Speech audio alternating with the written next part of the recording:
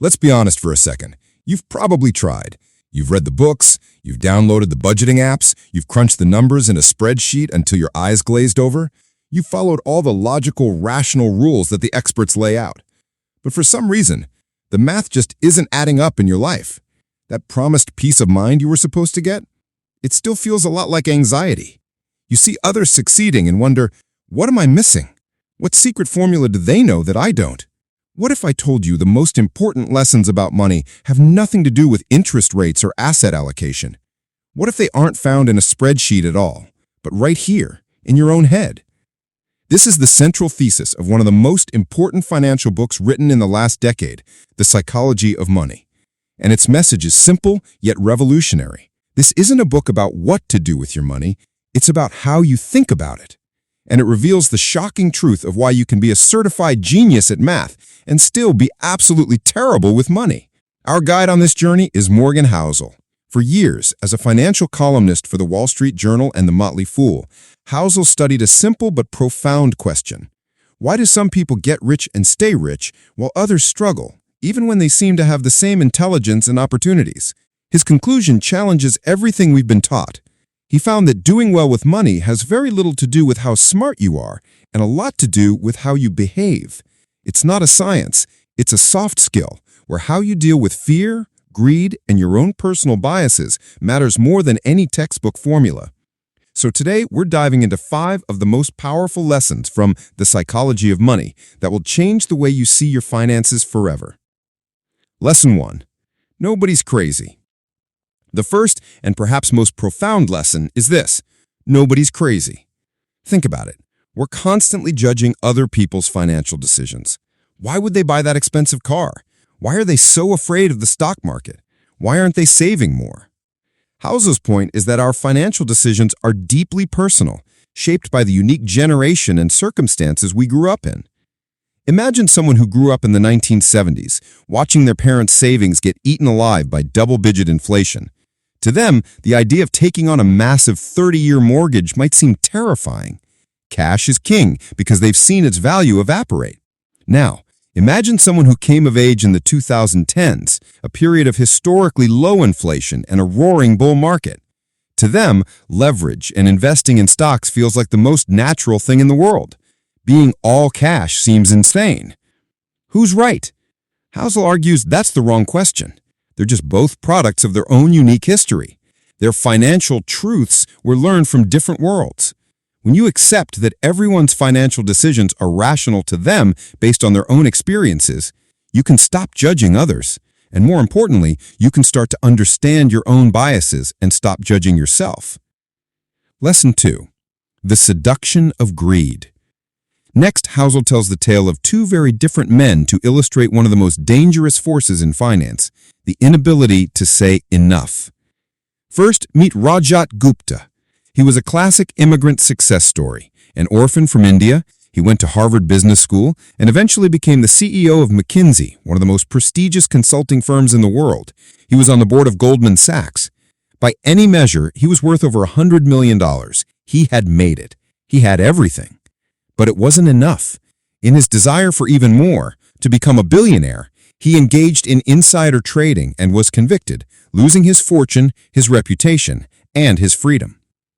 Now, meet Ronald Read. He was a janitor and a gas station attendant from rural Vermont. He lived a simple, frugal life. He bought and held blue-chip stocks for decades, patiently reinvesting the dividends.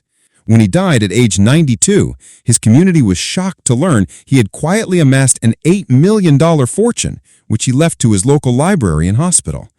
How is this possible? The janitor built more wealth than many powerful executives. It wasn't about intelligence or fancy degrees. It was about psychology. Gupta, who had everything, had a thirst for more that destroyed him. Read understood the concept of enough. This leads to one of Housel's most powerful lines. The hardest financial skill is getting the goalpost to stop moving. Knowing when you have enough is a form of wealth that no amount of money can buy. Lesson 3. Wealth is what you don't see. Okay, I want you to picture this. You're stopped at a traffic light and a new, gleaming Lamborghini pulls up next to you. What's your first thought? Most of us don't think, wow, the person driving that car is so rich and successful. We think, wow, if I had that car, people would think I was rich and successful. This is what Housel calls the man in the car paradox. We use possessions to signal to others how much wealth we have. But here's the twist. The moment you spend $300,000 on a car, that's $300,000 that is no longer part of your wealth. Spending money to show people how much money you have is the fastest way to have less money. True wealth is invisible. It's the money you haven't spent. It's the stocks you haven't sold. It's the house that's paid off. Wealth isn't the sports car. It's the financial assets in the bank that give you the freedom to wake up one day and say, I can do whatever I want today. Wealth is freedom, flexibility, and control over your time, and you can't see any of that. Lesson 4. Getting wealthy versus staying wealthy. This is a critical distinction most people miss. The skills that help you get wealthy are often the exact opposite of the skills that help you stay wealthy. Getting money often requires taking big risks. It requires optimism, putting yourself out there, and being aggressive. But keeping money requires the opposite. It requires humility. It requires a healthy dose of fear and paranoia that what you've made can be taken away just as quickly. Staying wealthy is about survival.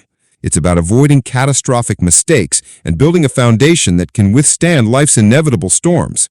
As Housel says, the key is to be financially unbreakable. This means having enough savings and flexibility that a bad market downturn or an unexpected job loss won't wipe you out and force you to sell your investments at the worst possible time. Getting rich is one thing, but staying rich ensures you get to play the game. Lesson 5. The power of the long game. When we think of Warren Buffett, we think of a genius stock-picking wizard. But Housel argues his real superpower isn't genius, it's time. Buffett's net worth is around $100 billion, but over 95% of that wealth was earned after his 65th birthday. He started investing when he was 10 years old and never stopped. His secret wasn't just making good returns, it was making pretty good returns consistently for over 80 years. This is the magic of compounding. It's like a tiny snowball at the top of a very long hill. For years, as it rolls, it seems like nothing is happening. It's small, it's boring, it's almost unnoticeable. But as it keeps rolling, it picks up more snow, getting bigger and faster until it becomes an unstoppable avalanche of wealth in the final stretch. The human brain is terrible at understanding this. We want results now, but the most powerful force in finance is patience. So what does this all mean for you, right now? It means that the path to financial well-being isn't about finding the hottest stock or the perfect budget. It's about mastering your own psychology. 1. Stop comparing. Stop comparing yourself to others. You have no idea what their goals, timelines, or life experiences are. 2. Define enough. Define what enough means to you. The hunger for more is a trap that can never be satisfied. 3. Value the invisible wealth. Value invisible wealth, savings, investments, and freedom over the visible signals of fancy cars and luxury goods. And 4. Survive first. And most of all, play a game you can win for a very, very long time. Remember, the best financial plan isn't the one with the highest possible returns. It's the one that allows you to sleep peacefully at night. Morgan Housel's book is packed with dozens of other insights just like these, but these 5 are a powerful start to reframing your relationship with money. So I want to ask you, what is the biggest lesson from this that you're going to take away? Was it the idea that nobody's crazy, or the concept of invisible wealth? Let me know in the comments below. I'd love to hear which idea resonated with you the most. And remember, the key to your wealth isn't in the market, it's in the mirror.